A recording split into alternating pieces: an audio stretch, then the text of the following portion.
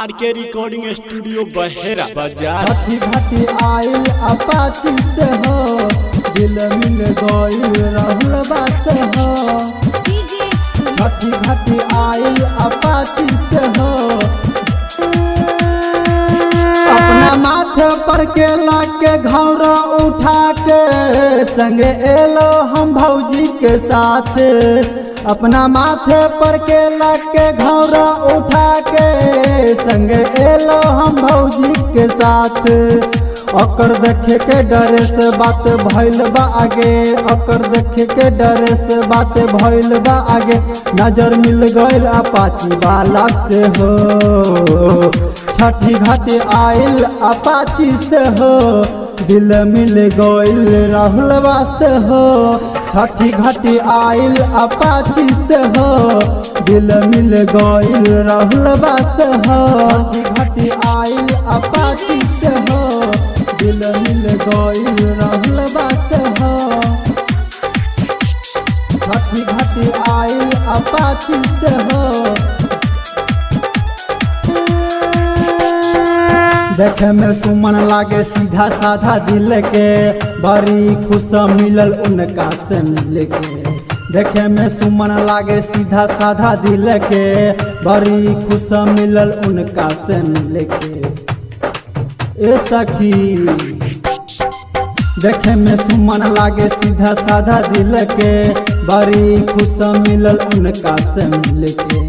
जब से मिलल मन हंसता खोल के, छठी माई कृपा कैल हम पर आँख खोल के, हम पर आँख खोल के।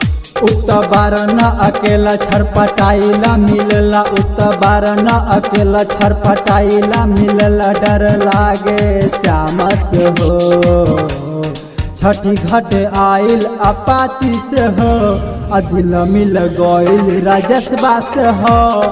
छठी घाटी आइल अपाची से हो, दिल मिल गइल राजसबा से हो।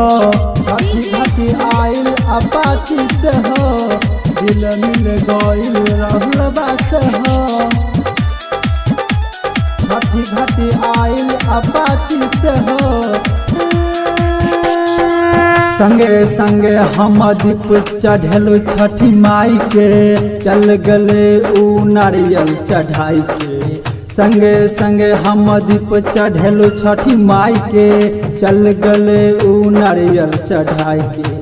ए सखी संगे संगे हम दीप जललु छठी माई के, चल गले ऊ नारियल चढ़ाई के। मनीष यादव सन बात फरियाई के, कैसे बताए हम जाके भौजी से। लोग सब जानेला लोग पागल कहेला, लोग सब जानेला लोग पागल कहेला। आइल बार पटना से हो, छठी घाट आइल अपाची से हो, दिल मिल गइल सुनलबा से हो। छठी घाट आइल अपाची से हो, दिल मिल गइल सुनलबा से हो।